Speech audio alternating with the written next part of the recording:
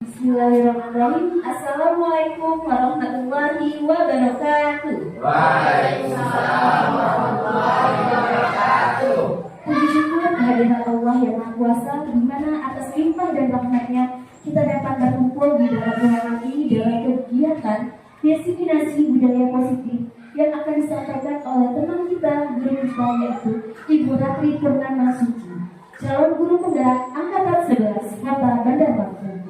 Salawat dan salam tak lupa kita curahkan kepada Nabi besar kita, Nabi Muhammad SAW, yang kita nantikan syafaatnya di yaumul akhir kelak. Amin. Allahumma amin. Baiklah, pada kegiatan acara ini yang pertama yaitu pembukaan. Baik kawan-kawan, kita buka acara kegiatan pada hari ini dengan melafaz basmalah. Bismillahirrahmanirrahim. Acara selanjutnya itu menyanyikan lagu Indonesia Raya yang akan dipimpin oleh Ibu Evi Nanggol. Kepada Bapak Ibu, dipersilakan untuk berdiri.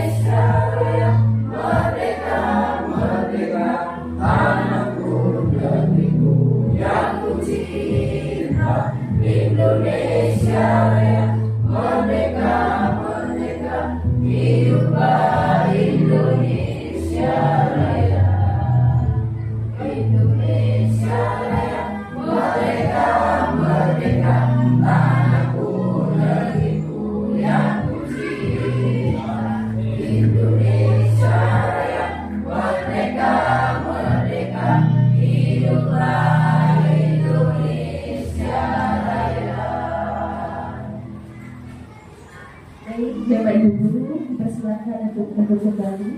Terima kasih kepada Ibu Evi Nanggol yang telah memimpin menyanyikan lagu Indonesia Raya. Baik, yang selanjutnya yaitu doa. Untuk memperlancar kegiatan ini, mari kita bersama-sama membaca doa yang akan dipimpin oleh Bapak Sugeng Riyadi. Kepada Bapak Sugeng Riyadi, kami persilakan. Assalamualaikum warahmatullahi wabarakatuh. Waalaikumsalam warahmatullahi wabarakatuh. Bapak Ibu yang saya hormati, marilah sama-sama berdoa ini untuk mempersiapkan kegiatan ini mudah-mudahan dilaksanakan dengan baik. Alhamdulillah wasyarakat bismillahirrahmanirrahim. Allahumma shalli ala sayyidina Muhammad wa ala ali Muhammad. Alhamdulillah alhamdulillah. Ya Rabbana lakal hamdu kama yanbaghi li wajhika al-karim. Allahumma shalli ala sayyidina Muhammad wa ala ali Muhammad. Allahumma inna nas'aluka al-fikri wa al-hikmah wa al-hikmah wa Allahumma alim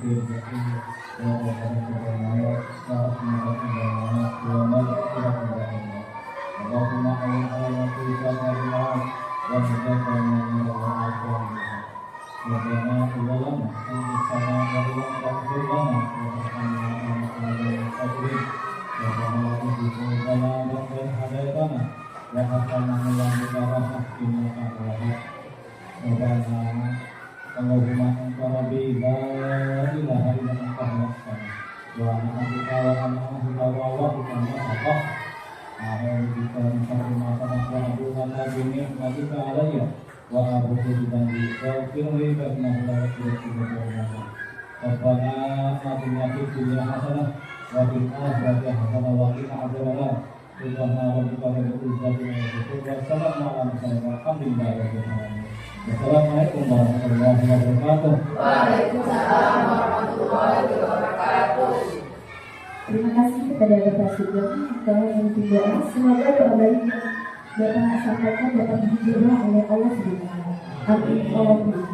Baik Bapak Ibu Guru, acara inti selanjutnya yaitu penyampaian materi oleh Ibu Ratu Purnama Suci tentang diskriminasi budaya positif. Kepada Ibu Ratu, waktu dan tempat kami persilakan. Assalamualaikum warahmatullahi wabarakatuh. Waalaikumsalam warahmatullahi wabarakatuh. Terima kasih Bapak Ibu Guru yang sudah meluangkan waktunya untuk hadir di sini mendengarkan saya melakukan diskriminasi budaya positif. Nah sebelumnya, sebelum saya memasuki materi ini, kayaknya siang-siang gini pada lemas, kita ice breaking dulu ya. Kayak biasa kita ice breakingin anak murid kita, maka kita ice breaking dulu sekarang. Oke? Semua boleh berdiri dulu kali ya biar enak ya. Oke? Kita tetap semangat tapi versi dangdingdung udah tahu kali ya? Belum. Ya kalau belum tahu ya oke saya praktekin dulu ya. Tepuk semangat. Dang dang dang. Ding ding ding. Dung dung dung. Dang dang dang. Ding ding ding. Dung dung dung. Se. Aha aha ma. Aha aha nyat. Aha aha semangat. Oke bisa ya? Kita mulai ya. Tepuk semangat. Oh belum pakai kita lagi belum konsentrasi amin. Dang dang. Ding dung. Ya. Kanan dulu gitu. Ya boleh. Ya oke lagi ya. Tepuk semangat. Dang dang dang. Ding ding ding. Dung dung dung. Dang dang dang. Ding ding ding. Dung dung dung.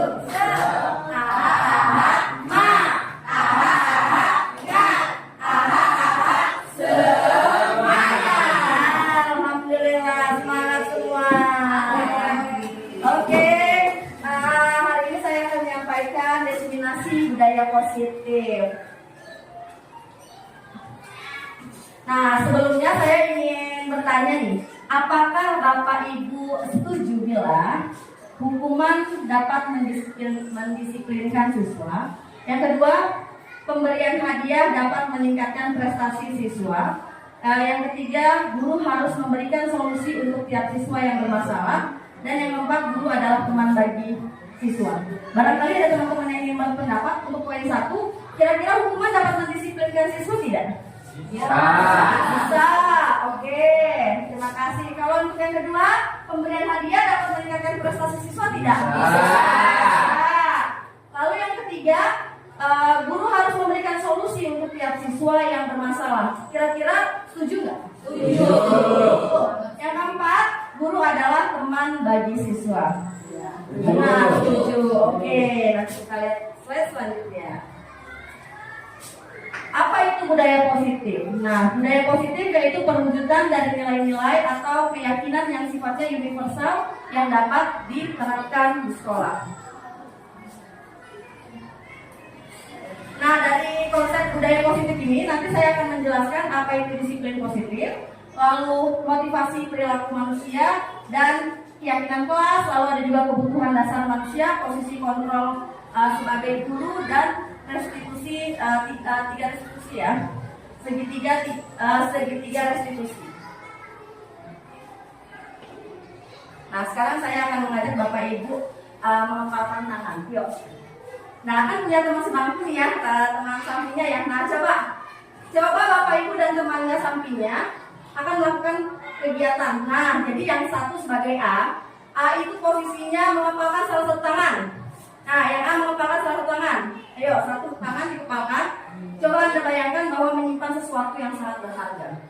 Kemudian Bapak Ibu menjaga benda itu sekuat tenaga karena itu begitu penting bagi kehidupan Bapak Ibu. Lalu teman sampingnya, iya Mas berlian Iya, lengan sampingnya itu mencoba dengan segala cara untuk membukanya. Ayo coba, kalau misalnya Bu Rosita mengepakkan tangan, Bu Evi maksa untuk tenaga. Kira-kira, iya, Bu Rosita mempertahankan tidak barang yang berharga itu? Oh, mempertahankan ya. Nah, baik, kalau gitu kita buka konsepnya. Nah, yang pertama, apakah Anda akan membuka kepala tangan Anda kalau Anda memegang sesuatu yang berharga itu, Bapak Ibu? Tidak ya? Tidak sekuat tenaga dipertahankan. Yang mengapa? Karena ada barang berharga. Nah, iya, baik, mantap. Yang kedua, dalam kegiatan ini, sesungguhnya yang memegang kendali itu yang megang tangan, kepala tangan atau teman yang membuka, yang megang kendali?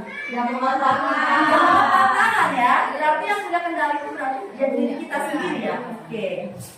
Next. Nah, di sini ada perubahan paradigma teori kontrol. Dari yang pertama itu ilusi guru mengontrol murid. Guru menganggap bahwa guru bisa mengontrol perilaku murid, padahal yang sebenarnya murid sendirilah yang menentukan apakah dirinya mau atau tidak mau untuk dikontrol. Sama kayak kita mengilusikan tangan. Lalu ilusi yang kedua adalah ilusi bahwa semua penguatan positif efektif dan bermanfaat. Pada awalnya kemungkinan murid akan patuh. Namun dalam jangka waktu tertentu bisa jadi murid menolak penguatan positif tersebut atau justru ketergantungan pada guru tersebut. Lalu ada ilusi yang ketiga, ilusi bahwa kritik dan membuat orang merasa bersalah dapat menguatkan karakter. Pada kenyataannya, murid akan mengembangkan dialog diri yang negatif, namun guru tidak menyadarinya. Lalu yang keempat, ilusi bahwa orang dewasa memiliki hak untuk memaksa. Orang dewasa menganggap dirinya berhak untuk membuat murid melakukan sesuatu padahal hal ini tidak efektif. Dapat memicu terjadinya perselisihan. Nah, di sini ada perubahan paradigma dari stimulus respon pada teori kontrol. Pada stimulus respon realitas kebutuhan kita sama. Nah, jadi di stimulus respon realitas kebutuhan kita sama. Padahal di teori kontrol realitas kebutuhan kita itu berbeda. Lalu semua orang melihat hal yang sama, padahal setiap orang memiliki gambaran yang berbeda. Selanjutnya perilaku buruk dilihat dari suatu kesalahan. Semua perilaku itu sebenarnya semua perilaku yang kita lakukan itu memiliki tujuan. Nah, seperti itu pada saat model berpikir menang atau kalah, padahal di teori kontrolnya model berpikirnya menang-menang, seperti itu ya. Lalu di sini juga ada disiplin positif. Nah, ini yang akan saya jelaskan tentang disiplin positif. Disiplin positif adalah suatu cara penerapan disiplin yang bertujuan untuk menumbuhkan kesadaran dan untuk memberdayakan murid untuk melakukan sesuatu tanpa imbalan, penghargaan, dan hukuman.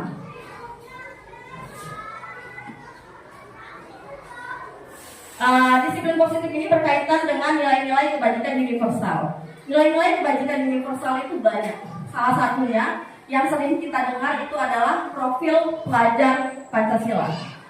Ada beriman dan bertakwa kepada Tuhan Yang Maha Esa dan berakhlak mulia, berkebinekaan global, gotong royong, kreatif, bernalar kritis dan mandiri. Nilai-nilai itu termasuk nilai-nilai kebajikan universal.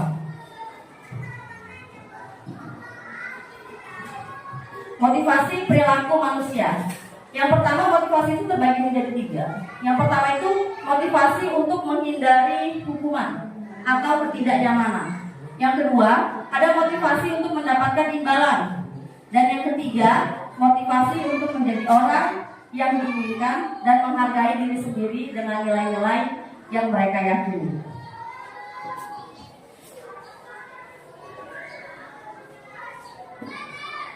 Hukuman, konsekuensi, dan restitusi. Pada hukuman itu biasanya bersifat terencana atau tidak terencana atau tiba-tiba. Lalu murid itu tidak tahu apa yang akan terjadi dan bersifatnya satu arah, berupa hukuman fisik ataupun psikis. Kalau untuk konsekuensi itu biasanya terencana dan disepakati sesuai dengan peraturan murid. Sesuai dengan peraturan, murid tetap dibuat tidak nyaman dan sikap guru selalu memonitor murid. Lalu yang restitusi Restitusi adalah sebuah proses menciptakan kondisi bagi murid untuk memperbaiki kesalahan. Proses kolaboratif yang mengajarkan murid untuk mencari sendiri solusinya. Selanjutnya, di sini ada identitas gagal dan identitas sukses. Ketika kita menerapkan hukuman, sesuatu yang terjadi itu sesuatu yang menyakitkan itu harus terjadi. Kalau konsekuensi itu menerapkan disiplin, tapi sesuatu harus terjadi karena sudah menjadi konsekuensi atau kesepakatan bersama.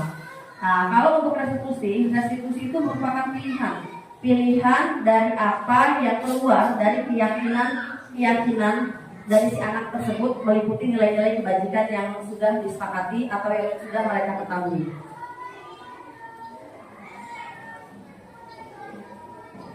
Nah, sekarang saya ingin bertanya kepada Bapak Ibu. Di sini ada hukuman atau konsekuensi. Nah, kira-kira untuk poin pertama, lari keliling lapangan basket 2 kali karena terlambat ke sekolah. Menurut Bapak Ibu, ini hukuman atau konsekuensi? Hukuman, ya. Lalu yang kedua, membersihkan coretan yang dibuat di meja tulis, hukuman atau konsekuensi? Konsekuensi. Kita lihat jawabannya. Mantap. Berarti Bapak Ibu sudah bisa membedakan mana hukuman dan mana konsekuensi. Oke, selanjutnya. Kasus ketiga, bertelanjang kaki sepanjang hari karena tidak memakai sepatu hitam. Jadi siapa yang bertelanjang kaki itu? Kira-kira itu termasuk hukuman atau konsekuensi? Bertelanjang kaki sepanjang hari karena tidak memakai sepatu hitam. Konsekuensi. Ada jawaban lain? Hukuman. Oke. Jadi jawabannya ada 2 ya, konsekuensi dan hukuman. Nanti kita lihat. Waktu istirahat dipotong 10 menit karena terlambat datang dan tertinggal pelajaran 10 menit. Jadi waktu istirahatnya itu dipotong 10 menit sama gurunya karena si murid ini terlambat datang. Jadi kata gurunya, ya udah nanti kamu istirahatnya saya potong 10 menit karena kan kamu datang pelajaran saya 10 menit terlambat, seperti itu. Ini kira-kira masuk ke konsekuensi. Kita lihat ya. Nah, bertelanjang kaki sepanjang hari karena tidak memakai sepatu hukuman itu termasuk hukuman. Nah, karena sepanjang hari dia tidak memakai alas kaki itu karena katanya dia tidak memakai sepatu hitam, itu termasuk bentuk hukuman. Ya, seperti itu ya Bapak Ibu. Lalu di sini ada pengaruh jangka pendek dan jangka panjang dihukum oleh penghargaan. Jadi penghargaan itu sifatnya ada yang baik, ada yang bukan kurang baik gitu ya. Nah, kalau untuk pengaruh jangka pendek dan jangka panjangnya itu penghargaan efektif jika kita menginginkan seseorang untuk melakukan sesuatu yang kita inginkan dalam jangka waktu pendek. Jika menggunakan penghargaan lagi dan lagi, maka orang tersebut akan ketergantungan akan penghargaan yang kita berikan. Contoh misalnya anak murid kita mengapresiasi murid kita dengan memberikan hadiah, Nina, karena kamu nilai matematikanya bagus hari ini, dikasih. Nanti anak itu timbul motivasinya jadi motivasi ekstrinsik. Motivasi di mana yang anak-anak ini mikirnya, saya harus dapat 100 nih karena nanti dikasih sama guru saya, dikasih sama pak guru saya. Nah, itu seperti itu. Pengaruh jangka pendek dan jangka panjangnya.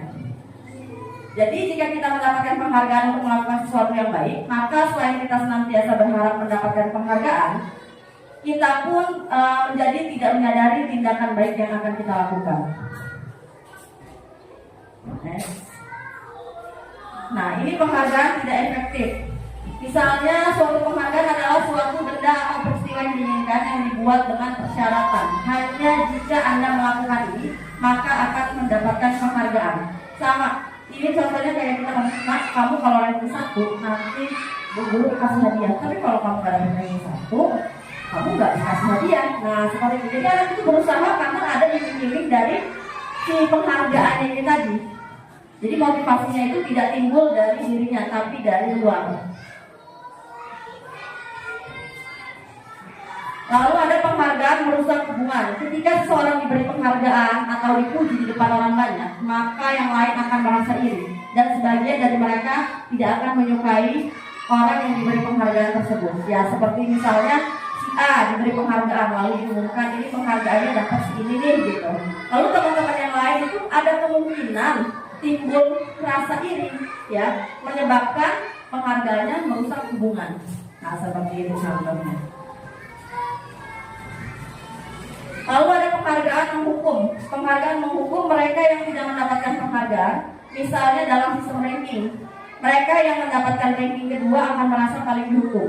Ini kebetulan saya pernah merasakan ya. Jadi kebetulan waktu saya SMP itu tidak ada ranking tapi peringkat namanya. Tapi dari peringkat itulah sebenarnya kekecewaan itu dimulai. Ini penghargaan yang menghukum.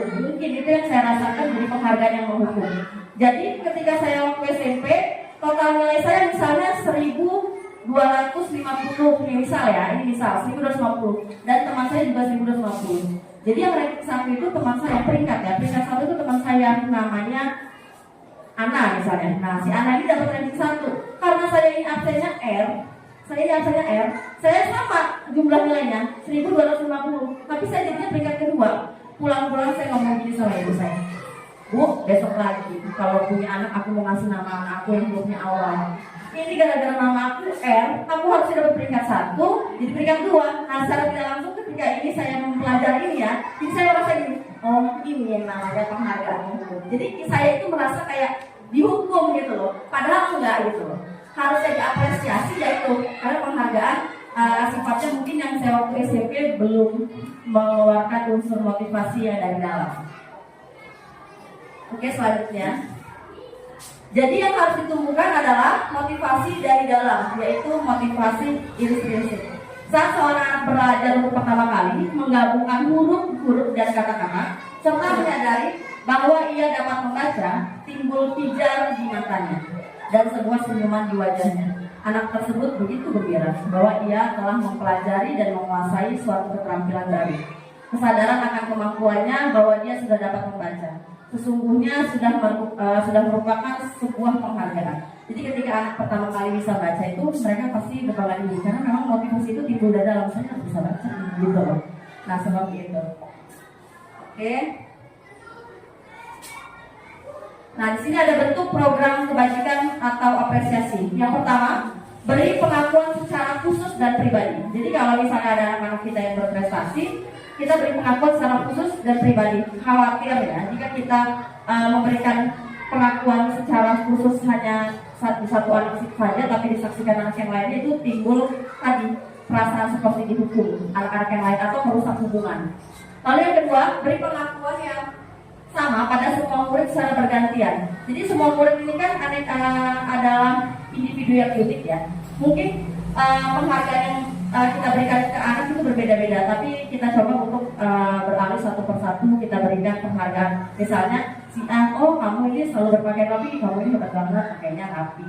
Terus kamu ini selalu datang terlambat. Jadi kita memberikan penghargaan secara bergantian, secara tidak langsung anak-anak kita tuh merasa diapresiasi semua. Seperti itu.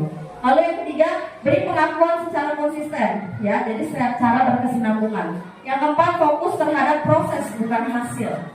Nah, seperti itu. Nah, keyakinan kelas. Sekarang kita masuk ke keyakinan kelas. Di sini, mengapa keyakinan kelas? Mengapa bukan peraturan kelas? Nah, saya bertanya kepada Bapak Ibu pasti sebelum memulai masuk pelajaran sudah menyusun ya keyakinan kelas, peraturan kelas, atau apa namanya? Ada lagi kesepakatan kelas. Oke. Kita buka. Mengapa keyakinan bukan peraturan? Nah, di sini ternyata ada keyakinan, ada kesepakatan, dan ada peraturan. Mengapa keyakinan? Karena keyakinan itu berisi nilai-nilai kebajikan secara universal yang diyakini bersama untuk diterapkan dalam membentuk disiplin positif. Kalau kesepakatan kelas, kesepakatan berisi tata cara dalam membentuk disiplin positif yang disepakati bersama untuk diterapkan beserta segala konsekuensinya.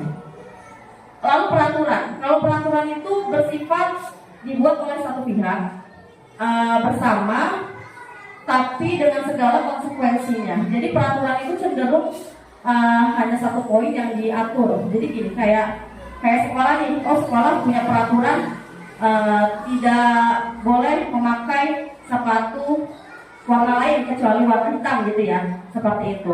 Nah itu peraturan yang berisi aturan yang dibuat oleh satu pihak.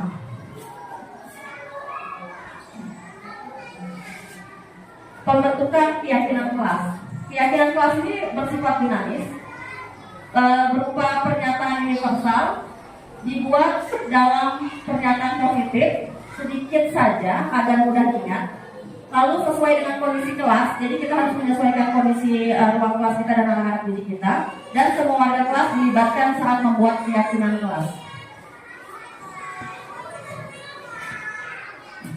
Cara pembuatan keyakinan kelas, yang pertama mempersilakan warga sekolah atau murid di kelas kita untuk mencurahkan pendapatnya tentang peraturan yang perlu disepakati di sekolah.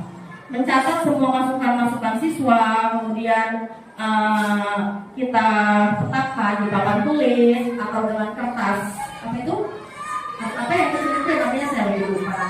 Apa yang namanya kecil itu yang ditempel ya?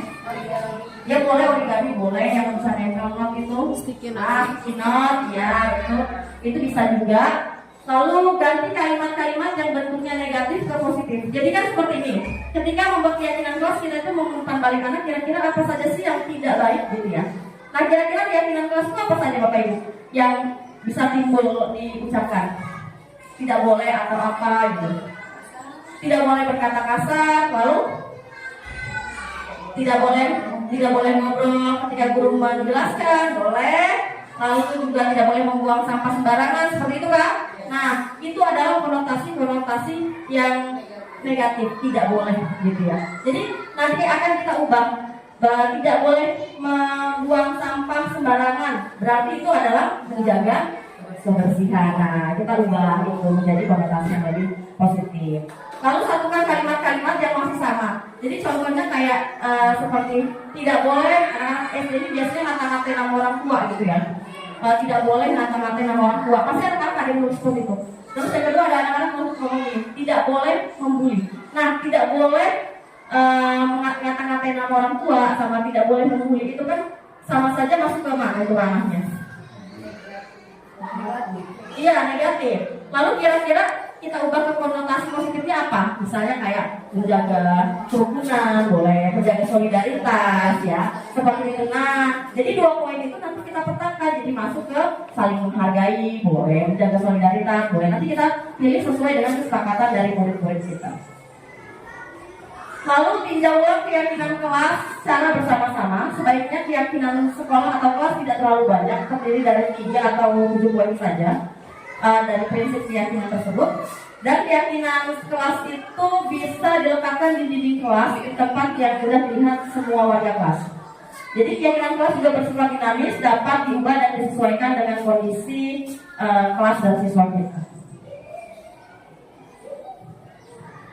Nah, di sini saya akan mencontohkan penerapan saya membuat keyakinan kelas sama anak-anak. Kita saksikan video ini. Apakah terdengar? Warahmatullahi wabarakatuh. Waalaikumsalam warahmatullahi wabarakatuh. Gimana kabarnya hari ini? Baik. Alhamdulillah sehat.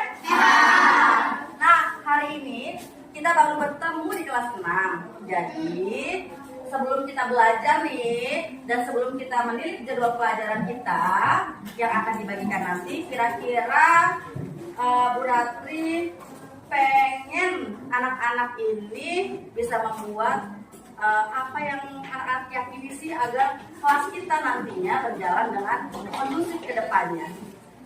Mengerti nggak? Mengerti. Nah, kalau gitu anak-anak pasti punya pemikiran nih, kira-kira apa sih perilaku-perilaku yang sekiranya bisa kita jadikan catatan untuk keyakinan kelas kita. Oke ya, kalau gitu sebelum kita mulai, Bu Ratri pengen bagiin kertas tempel dulu ya.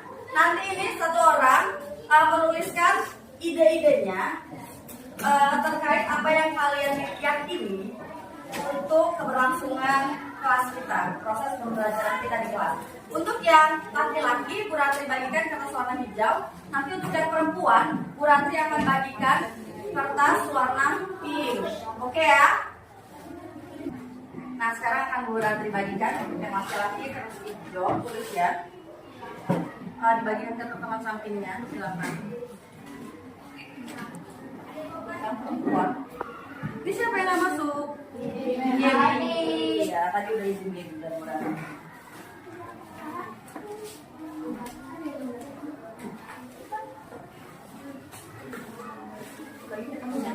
Bagi. Boleh satu, boleh dua, silakan yang menurut anak-anak merupakan tindakan yang tidak baik di kelas. Kita kalau kebanyakan yang bukan ini salah lagi, nanti ambil aja yang dibutuhkan. Nanti sisanya disimpan lagi.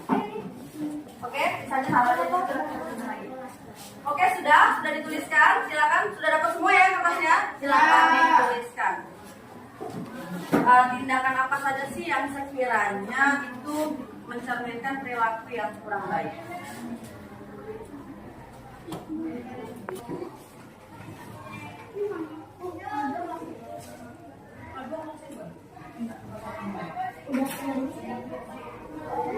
Salah lagi. Bu, ada lagi nggak ini?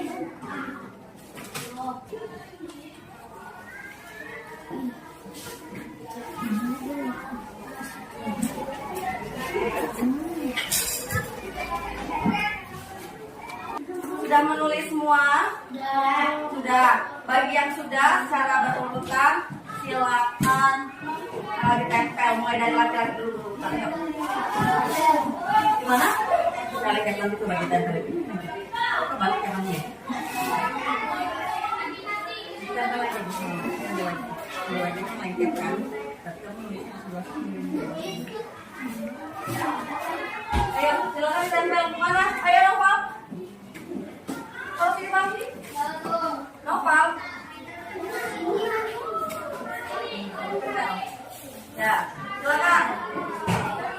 Ada lagi? Ayo Gracia, silakan kalau sudah tempel. Berurutan ya, kalau bisa biar sesuai filmnya yang hijau biar enak nanti.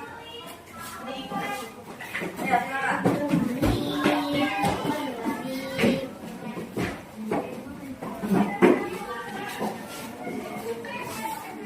Ya, boleh, silakan.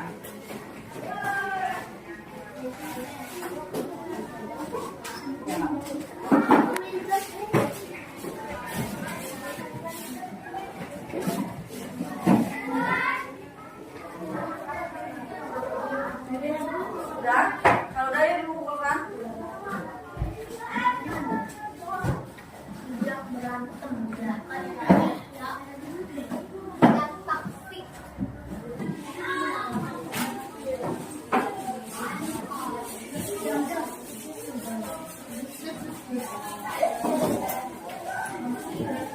Oke, anak-anak sudah menuangkan hasil pikirannya tadi di papan keyakinan kelas kita. Tapi sebelum itu, Bu Ratu ingin baca dulu dan kita akan memposkan kira-kira masuk ceramah mana saja, ya, yang telah kalian yakini ini. Oke, yang pertama di sini ada dari tidak ada ya, karena tidak diberi nama. Masukannya berpakaian yang lengkap, disiplin, mandiri, tidak mengejek-ngejek dan berperilaku baik. Nah, sekarang poin yang pertama, berpakaian yang lengkap itu termasuk disiplin. Ya, masuk ke disiplin. Kita tulis di sini ya. Yang pertama adalah disiplin. Masuk satu ya, disiplin ya. Lalu yang kedua, tidak mengobrol saat belajar. Ya, oke, masuk ke disiplin. Yang kedua, tidak mencontek.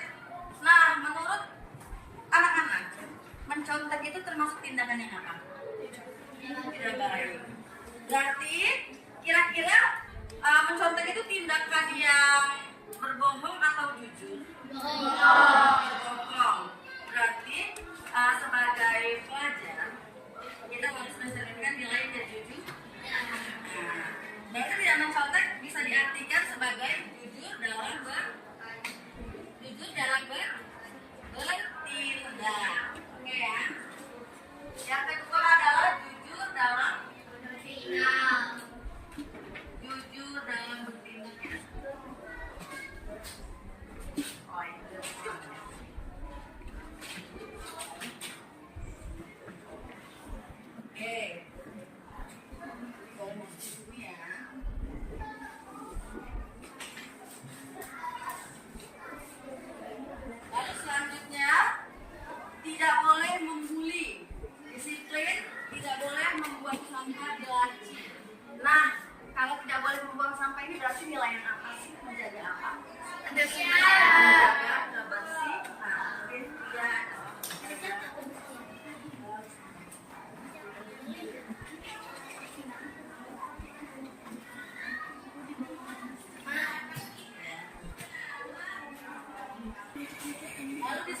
sama, jangan membuang sampah sembarangan ya, berarti dia masuk ke menjaga kebersihan.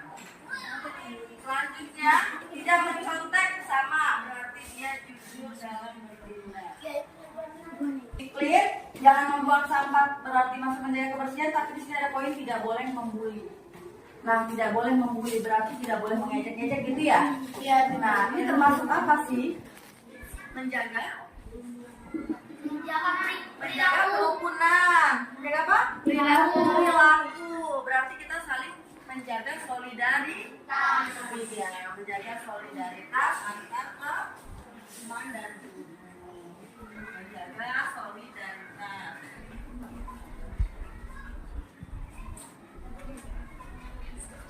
Poin sini ya, karena dia poin yang baru ya. Harus semangat belajar. Berarti apa ini? Disiplin dalam belajar. Boleh. Jangan membuli dan tidak mencontek. Nah, berarti dia masuk ke solidaritas dan jujur dalam bertindak ya. Oke, dan terus ini. Jatuh. Ya udah, nanti gue nanya lagi. Lalu yang ini, jangan membuang sampah di laci, tidak boleh membuli, tidak boleh mencontek. Udah sama semua, berarti ini bisa masuk juga. Nah, lanjut ke yang warna pink.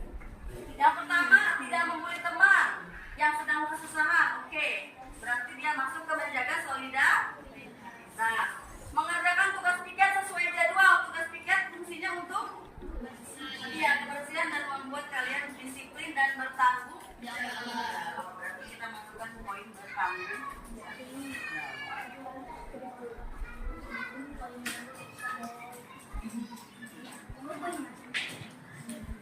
mengerjakan tugas piket masuk ke bertanggung jawab bisa, disiplin bisa ya. Tidak mencontek dengan teman sebangku. Berarti perbuatan ya jujur bisa masuk. Oke, selanjutnya tidak boleh membuli, sudah ya, bisa masuk ke menjaga solidaritas. Nah, tidak boleh membuang sampah, maksudnya ke tidak boleh mencontek, jujur dalam bertindak, harus mematuhi peraturan, masuk ke disiplin, masuk ke tanggung jawab. Tidak boleh ngomong jorok. Selanjutnya, tidak boleh membuli, sudah ya, masuk ke sini. Tidak boleh mencontek, oke, sudah juga. Tidak boleh membuang sampah sembarangan, masuk ya ke sini. Tidak boleh berkata kasar, masuk juga kemana tadi? Sopan santun. Tidak boleh membuli, sudah juga masuk. Tidak mencontek, oke.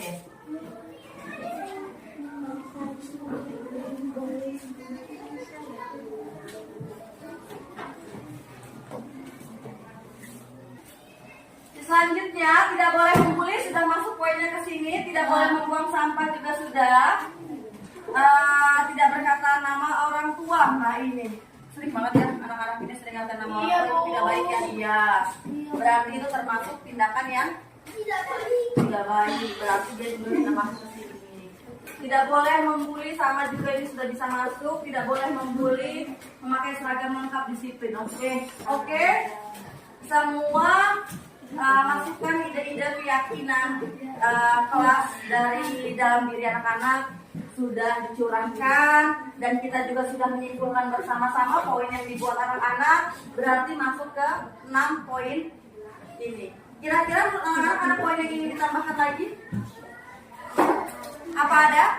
Tidak. Berarti ini adalah bentuk keyakinan kelas kita yang sudah kita sepakati dan terbesit keluar dari keyakinan diri anak-anak. Jadi kita harus menjalankannya. Paham sampai sini? Oke. Udah? Anak-anak, tadi kita sudah menyimpulkan keyakinan kelas kita. Itu ada 6 poin. Itulah yang akan kita taati bersama-sama. yang akan mengiringi perjalanan kita selama 1 tahun ke depan. Mengerti? Nah, semoga anak-anak memahami dan anak-anaklah yang mempunyai keyakinan untuk menjalankan keyakinan kelas kita di kelas 6B. Kalau begitu, tadi kita sudah sama-sama dengar bel ya. Mau istirahat? Mau istirahat? Mau, oke. Kalau mau istirahat, sebelum istirahat yang jelas kita pastinya berdoa. Tapi sebelum berdoa kita penyegaran dulu, oke? Nah, Bu Ratri mau ngajarin, mungkin kalian udah pernah Bu Ratri ajarin atau belum ya? Kira-kira semangat versi dang dingdung ya? Nah. Udah belum? Oke, sekarang ini Bu Ratri ajarin ya. Tepuk semangat. Dang ding ding ding dung dung dung dang dang dang ding ding ding dung dung dung se aha aha ma aha aha nga aha aha semangat. Bisa? Sekarang kita bersama-sama ya. Tepuk semangat. Dang dang dang ding ding ding dung dung dung dang dang dang ding ding ding dung dung dung se aha aha ma aha aha nga aha aha semangat.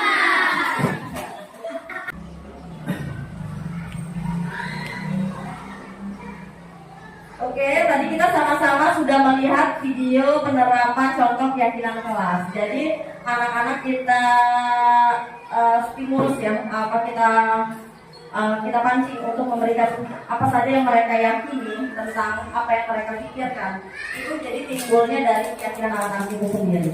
Nah, setelah itu dipetakan dari 24 siswa, udah dirangkum, inilah keyakinan kelas 6B yang nantinya akan ditempel dan akan dirapikan lagi di kelasnya.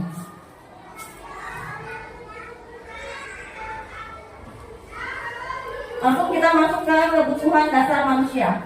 Kebutuhan dasar manusia adalah segala sesuatu yang kita lakukan untuk mendapatkan apa yang kita inginkan.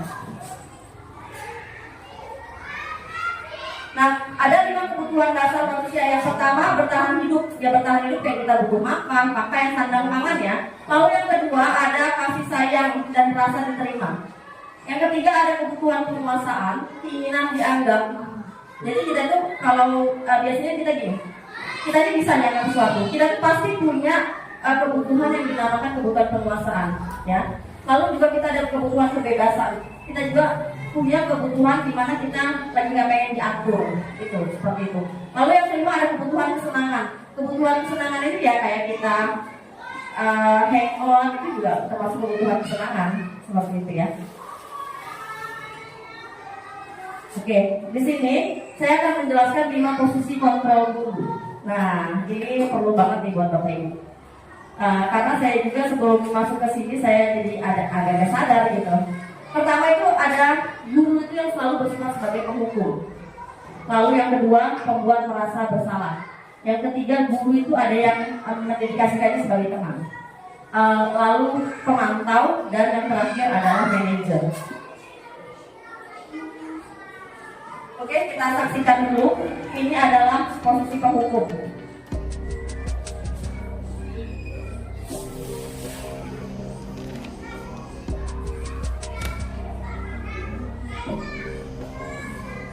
Naren,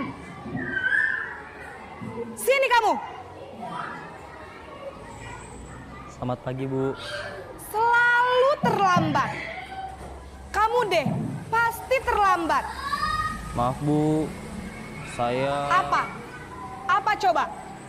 Alasan kamu apa lagi? Kapan sih kamu tidak terlambat? Malas sekali ya kamu jadi anak. Saya... Dasar pemalas. Gak kapok-kapok sih kamu. Sudah berapa kali terlambat? Sana, kamu keliling lapangan basket 2 kali. Kenapa saya harus keliling lapangan basket, Bu? Kenapa? Kamu mau lawan ibu? Berani-beraninya jawab. Sudah terlambat, masih berani jawab pula. Sekarang, keliling lapangan basket 5 kali sekalian. Biar kapok. Cepat, pergi sana ke lapangan basket. Oke, tadi barusan kita saksikan video guru sebagai penghukum. Tahu ya, nanti kita, Bapak Ibu akan bisa melihatnya sendiri.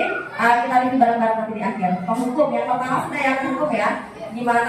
Gimana cara gurunya ngomong gitu.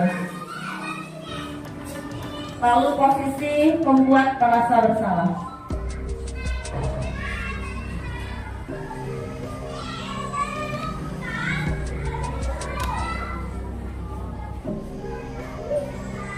Naren,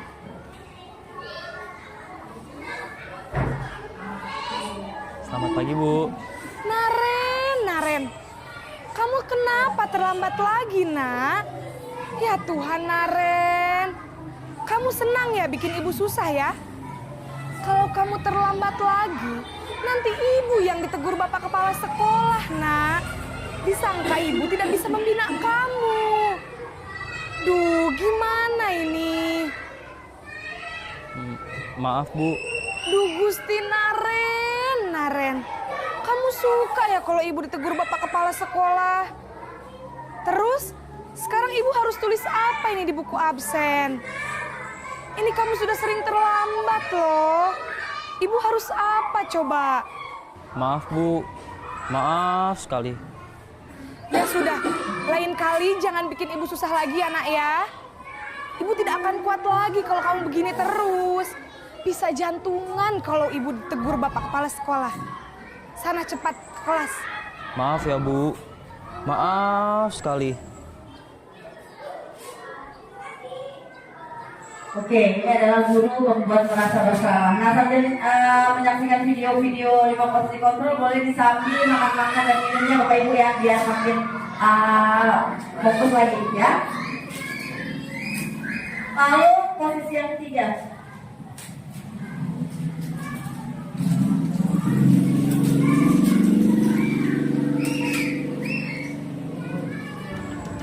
Posisi sebagai teman. Ayo, yang Bapak Ibu merasa sering menempatkan dirinya sebagai teman untuk muridnya, coba kita lihat.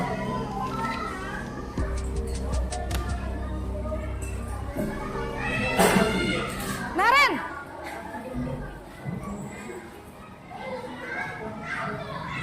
Selamat pagi, Bu. Wah, sudah jam berapa ini, nak? Terlambat lagi ya, sayang.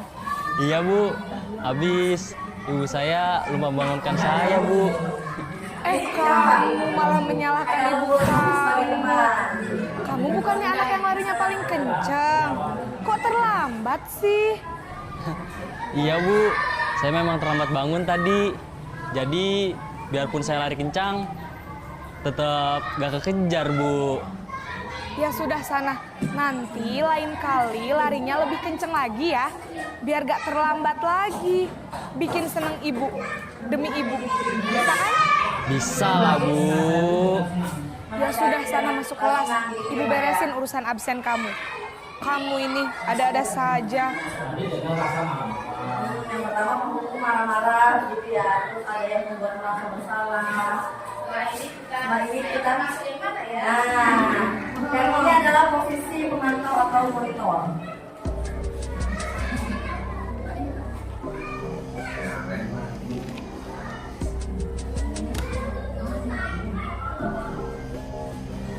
Naren!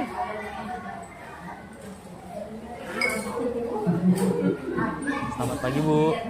Naren, apa peraturan sekolah kita tentang jam berapa kita harus masuk sekolah, nak? Kita harus di sekolah jam 7, Bu. Iya, betul. Sekarang sudah jam 7.20. Naren sudah tahu konsekuensinya jika terlambat hadir. Paham, Bu. Saya harus tinggal kelas pas jam istirahat selama 20 menit. Ya benar, konsekuensinya demikian. Jadi nanti jam 9.30 pas istirahat, kamu harus tinggal di kelas, kerjakan tugas tambahan untuk ketertinggalan kamu, ya? Baik, Bu.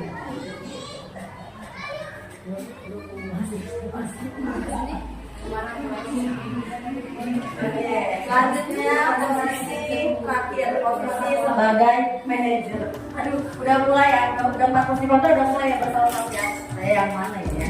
Saya yang ini. Ayo posisi manajer. Ini manajer yuk.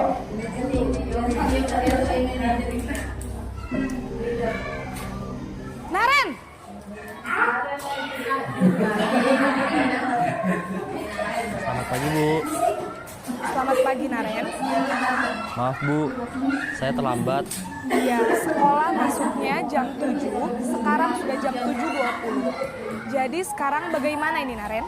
Maaf Bu, saya lupa setel alarm saya semalam. Baiklah, menurut kamu, keyakinan sekolah yang mana yang perlu kamu tingkatkan? Menghargai diri sendiri dan orang lain mungkin ya Bu. Setuju. Jadi, apakah Naren meyakini prinsip saling menghormati tersebut? Iya Bu, saya meyakininya. Apakah Naren bersedia memperbaiki masalah keterlambatan ini? Bersedia Bu. Bagaimana kamu akan perbaiki masalah keterlambatan ini? Saya akan coba untuk tidak lupa menyetel alarm saya Bu. Baik, kalau Naren lupa menyetel alarm di rumah, ada orang yang kira-kira bisa bantu mengingatkan tidak? Ada Bu, kakak saya, Kak Ema. Ada lagi selain Kak Ema? Selain Kak Ema, ada ibu saya. Baik, jadi yang mengingatkan Naren adalah Kak Ema dan ibu kamu ya? Kira-kira akan mulai setel alarm kapan nih, Naren? Setelah pulang sekolah, akan segera saya lakukan. Baik, jadi Naren akan setel alarm untuk bangun besok pagi dan akan diingatkan oleh kakak dan ibunda Naren ya. Ada lagi yang mungkin perlu dilakukan, Naren? Agar tidak terlambat bangun lagi. Tidak ada Bu. Baik, Naren. Terima kasih untuk kerjasama kamu. Sekarang kamu perlu kembali ke kelas untuk belajar. Baik Bu, terima kasih. Nah, sudah kita saksikan 5 posisi kontrol tadi, kira-kira gimana? Kira-kira saya ini sebagai apa ya? Sebagai apa ya? Ada yang sebagai pemukul mungkin? Atau ada sebagai pembuat merasa bersalah? Gitu kayaknya ya. Nah, oke, gitu. Sudah. Kalau sebagai orang kan mungkin di rumah itu ada masalah dan keluarga, Oh, gitu ya. Jadi kayak masukin masalah pribadi itu ya. udah di rumah robot, ada yang terlambat. Tambah kuat ya Pak ya? Oh gitu. Nah jadi setelah kita menyaksikan video 5 posisi kontrol yang sering digunakan dulu ya. Jadi saya pun di sini kemarin bertanya sama saya ini sebagai sepertinya sebagai apa? Ya, yang cenderung sebagai teman ada, sebagai pemantau ada, tapi kayaknya belum terbesit untuk menjadi seorang manajer tadinya. Tapi setelah memahami video ini mungkin nanti saya dan Bapak Ibu semua bisa menerapkan posisi sebagai manajer. Oke, leader ya. Nah, di sini untuk hasil motivasinya, kalau penghukum itu nanti secara jangka panjangnya mungkin anak itu terbesit menjadi seorang pemberontak, pendendam atau menyalahkan orang lain, itu perilaku kontrol negatifnya. Lalu juga menyembunyikan atau menyangkal dan sering berbohong. Kalau itu membuat merasa bersalah ya, untuk identitas gagal atau perilaku kontrol negatif ya. Lalu perilaku kontrol positif di identitas suksesnya, kalau teman itu termasuk identitas sukses dan ada perilaku kontrol positif ya. Kalau kita memposisikan diri sebagai teman, yaitu tapi antar itu juga tergantung sama kita. Jadi ketika dapat duluannya harusnya terus sampai itu aja besti gitu. Nah, lalu sebagai pemantau, ini menyesuaikan bila diawasi karena pemantau itu selalu tepat sasaran untuk menanyakan konsekuensi. Ya. Konsekuensinya apa gitu? Kalau untuk seorang manajer itu timbul dari motivasi intrinsik anak. Jadi kita itu menggali motivasi intrinsik anak untuk menguatkan watak atau karakter anak itu. Posisi kontrol apakah aku? Nah, kamu tidak memakai sepatu warna hitam, jadi tidak usah memakai sepatu sampai pulang. Kira-kira kalau guru nanti apa? Pemulung. Oke. Iya, betul sekali. Lalu yang kedua, posisi kontrol apakah aku? Kamu tidak kasihan sama bapak atau ibu jika bapak atau ibu kena marah, kepala salah, membuat merasa bersalah. Kita lihat. Iya, siapa nih kira-kira yang sering bisa kasihan sama ibu? Oh, ibu ya. Nanti kedepannya kita perbaiki lagi posisi kontrol kita agar menjadi lebih baik lagi ya. Lalu yang ketiga, posisi kontrol apa aku? Ayo, ingat tidak bantu Bapak selama ini? Ayolah, bantu Bapak. Jadi Bapak, posisi sebagai teman. Oke, sebagai teman ya, sebagai bestie. Masing-masing. Nah yang ini, apa peraturan yang ada di sekolah kita? Kamu tahu konsekuensinya? Nah, pemantau ya. Coba kita lihat, betul pemantau.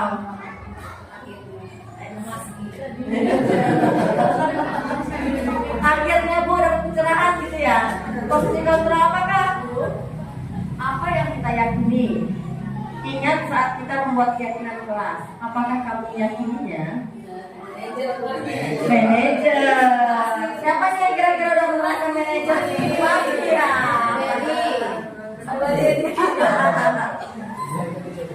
Nah, dari 5 posisi kontrol itu tadi yang paling bagus sih kira-kira posisi sebagai apa? Manajer ya. Nah, di posisi sebagai manajer ini menerapkan segitiga restitusi namanya. Segitiga restitusi itu suatu proses dialog yang dijalankan oleh guru agar dapat menghasilkan murid yang mandiri dan bertanggung jawab. Dari segitiga restitusi itu ada indikator penentu keberhasilannya, yaitu yang pertama menstabilkan identitas, memvalidasikan tindakan, dan menanyakan keyakinan kepada si anak. Nah, untuk menstabilkan identitas, berdasarkan prinsip membuat kesalahan adalah bagian dari proses pembelajaran. Jadi, pada tahap menstabilkan identitas ini, guru itu bisa berkata, membuat kesalahan itu adalah hal yang wajar. Manusia tidak ada yang sempurna. Itu termasuk kita berkata menstabilkan identitas anak supaya anak itu nggak nervous gitu. Ketika dia kita panggil gitu. Setiap orang dapat saja sesekali melakukan kesalahan. Itu termasuk indikator menstabilkan identitas. Untuk memvalidasi tindakan yang salah, itu guru bisa berkata nih kepada murid kita, kamu bisa saja lebih gegabah dari apa yang telah kamu lakukan. Misalnya si murid ini kesal sama temannya ya, jadi dia berantem, narik baju temannya sampai robek, misal. Jadi ketika kita panggil, kita bisa saja mengatakan untuk memvalidasi tindakan yang salah, kita berikan gini, kamu bisa saja katanya, gegabah lebih dari ini, maksudnya bisa saja gegabah lebih dari menarik baju gitu atau apa gitu, tapi secara tidak langsung kita itu sedang menstabilkan identitas dia.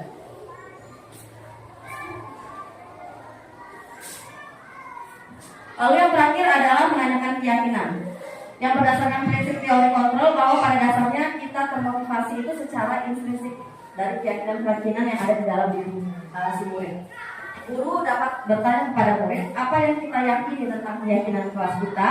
Apakah kamu masih ingat keyakinan kelas kita? Itu termasuk indikator untuk menanyakan keyakinan. Saya punya contoh penerapan segitiga restitusi kasus mencontek seorang murid kelas 6 yang kedapatan mencontek teman sebelahnya pada saat ulangan harian sedang berlangsung. Jadi kemarin itu ada siswa yang seperti mencontek ini, kasus mencontek ini, saya coba melakukan praktik segitiga restitusi kepada siswa tersebut.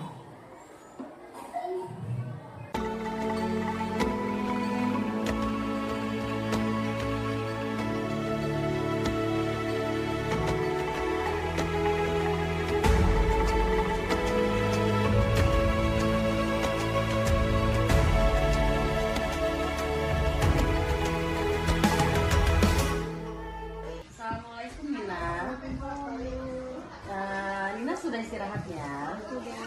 Alhamdulillah. Sudah makan? Alhamdulillah. Nina tahu nggak kenapa Nina Bu Ratri panggil ke sini? Tidak tahu. Oh, tidak tahu begitu ya. Oke, tadi begini ya. Bu Ratri tadi melihat pas kita ulangan. Bu Ratri sepertinya melihat jawabannya Resya ya. Betul. Oh, betul. Alhamdulillah gitu. Nina sudah jujur ya. Nah, kalau begitu menurut Nina, mencontek itu termasuk tindakan baik atau tidak baik? Tidak baik. Oke, baik. Bu Ratri paham sekarang. Bu Ratri juga pernah melakukan kesalahan ya. Jadi di sini Bu Ratri bukan mencari siapa yang benar dan siapa yang salah ya. Tapi yang jelas Nina pasti punya alasan ya, kenapa sih Nina mencontek? Karena saya tadi malam tidak sempat belajar. Oh begitu, baik. Berarti Nina tidak sempat belajar ya. Jadinya Nina tidak bisa mengerjakan begitu ya. Kenapa gitu kok tidak sempat belajar? Karena saya nggak ada nonton TV. Oh begitu. Jadi karena keasikan nonton TV sehingga kelelahan dan lupa belajar ya. Oke. Baik, berarti ketika Nina tidak belajar, Nina tidak bisa mengerjakan soal ulangan tadi ya? Iya. Nah, kalau gitu berarti mau tanya nih, kira-kira Nina masih ingat nggak ya keyakinan kelas kita yang pernah kita buat sebelum kita memulai pembelajaran waktu baru masuk ketemu di kelas 6? Masih ingat Bu? Masih ingat apa itu salah satunya? Jujur dalam bertindak. Oh iya, jujur dalam bertindak. Baik, terima kasih. Nina berarti sudah masih ingat ya. Kalau begitu, menurut Nina, apakah mencontek itu termasuk perbuatan yang jujur? Tidak Bu. Tidak. Oke, terima kasih. Berarti Nina sudah memahami ya kalau mencontek itu termasuk tindakan yang tidak jujur, ya tidak baik, tidak jujur. Nah, kira-kira Nina punya solusi ya agar Nina tidak melakukan tindakan seperti itu lagi, tindakan mencontek lagi? Belajar, berdoa, dan mengerjakan tugas mampu saya Bu. Oke, terima kasih. Kalau begitu, kapan nih Nina kira-kira akan menerapkan itu? Kapan Nina akan mulai melakukan perubahan? Mulai hari ini Bu. Oke, berarti Nina sudah berkomitmen akan merubah diri Nina mulai hari ini ya. Oke, alhamdulillah. Kalau begitu Nina terus semangat belajarnya, jangan lupa berdoa ya. Nah, sebentar lagi sudah mau masuk kelas. Kalau masih ingin istirahat jajan silahkan. Kalau sudah ya silahkan tunggu di kelas sampai guru yang di kelas nanti datang ya. Oke, silahkan boleh keluar. Iya, waalaikumsalam. Pada tahun ini saya sedang mensadarkan identitas si anak.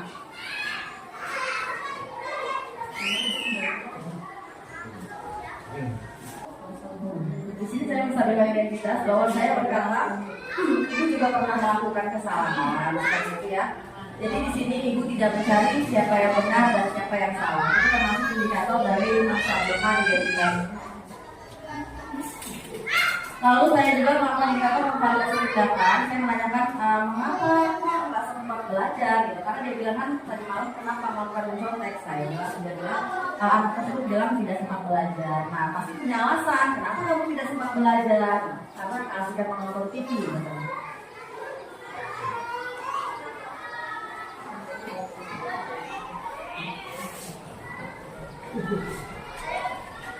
Nah, pada tahap terakhir, di sini saya menanyakan keyakinan. Jadi kira-kira apa yang akan anak tersebut lakukan ketika anak tersebut tidak belajar? Dan saya juga menanyakan keyakinan kelas apa yang sesuai dengan perilaku yang Nina lakukan. Nah, di sini secara tidak langsung kita menstimulus anak bahwa anak mempunyai keyakinan itu telah membuat keyakinan jujur dalam bertindak pada saat pembentukan keyakinan kelas. Lalu saya menanyakan solusi dari yang timbul dari keyakinan si anak. Solusi apa sih yang kira-kira akan Nina lakukan? Ketika saya bertanya apa yang akan Nina lakukan agar Nina tidak mencontek lagi, gitu loh. Oke, tadi kita sudah sama-sama menyaksikan penerapan saya terhadap bisnis saya, bagaimana saya memposisikan diri saya sebagai manajer di 5 posisi kontrol, dan saya juga menerapkan segitiga restitusi dengan menstabilkan identitas, memvalidasi tindakan yang salah, dan menanyakan keyakinan apa yang pernah kita sepakati bersama di ruang kelas. Oke, saatnya menutup. Ini Bapak Ibu, terima kasih sudah menyempatkan waktunya ya. Di akhir penutup ini, dalam penerapan disiplin positif, hendaknya seorang guru dapat memiliki standar kepribadian, profesional, dan sosial. Baik di mana guru mampu merefleksi dirinya dalam posisi kontrol saat ini, bagaimana perjalanan dirinya sebagai amon yang menuntut murid menjadi manusia yang mandiri dan bertanggung jawab.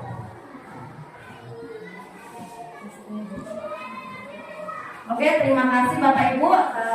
Setelah saya menjelaskan tentang diskriminasi positif ini, kira-kira ada nggak dari Bapak Ibu yang masih ingin menanyakan atau ada sesuatu yang mengganjal pengen diketahui gitu, kita bareng-bareng mencari tahu gitu, kita sharing ya. Oke, ada Bapak Ibu?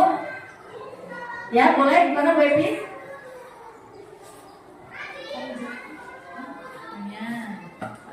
Oh iya,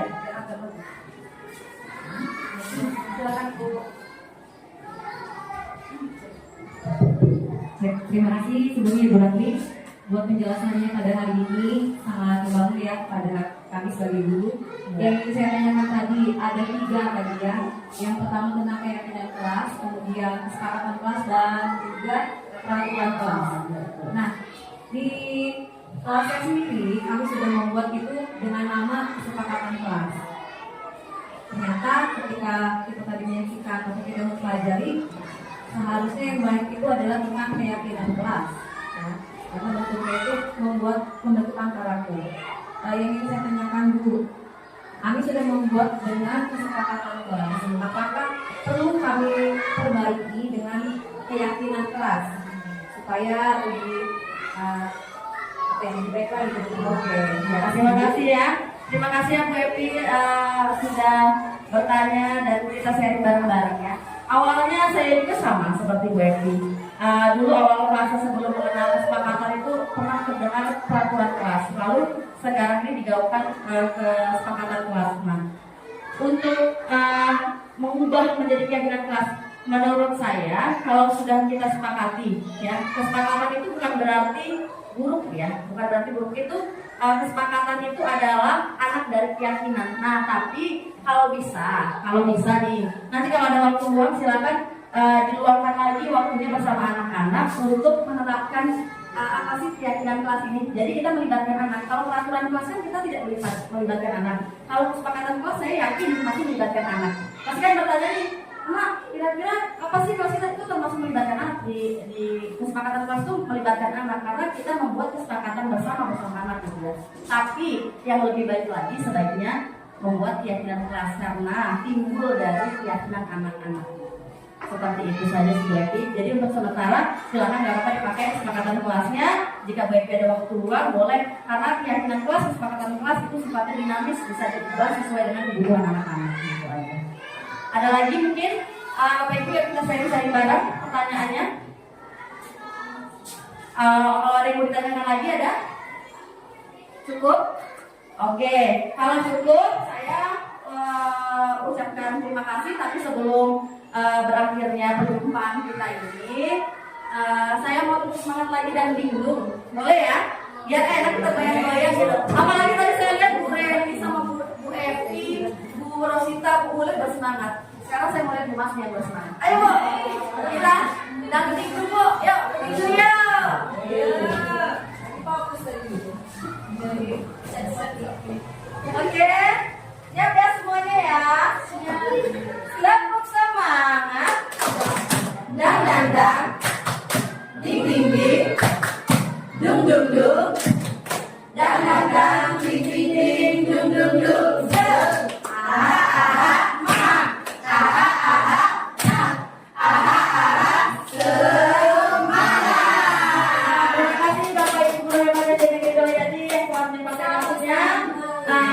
Saya akan kembalikan ke Ibu Herlina selaku moderator. Terima kasih kepada Ibu Ratri yang telah menyampaikan materi pada siang hari ini. Semoga materi yang Ibu Ratri sampaikan dapat diterapkan oleh Bapak Ibu Guru dan belajar di dalam kelas ya Bapak Ibu Guru. Oke, alhamdulillah kegiatan acara hari ini telah selesai. Terima kasih kepada Bapak Ibu Guru yang telah hadir dalam kegiatan ini. Saya sebagai operator undur diri bila ada salah kata dan ucap. Kepada Allah saya mohon maaf, mohon ampun. Wabillahi taufiq wal hidayah. Wassalamualaikum warahmatullahi wabarakatuh. Waalaikumsalam warahmatullahi wabarakatuh.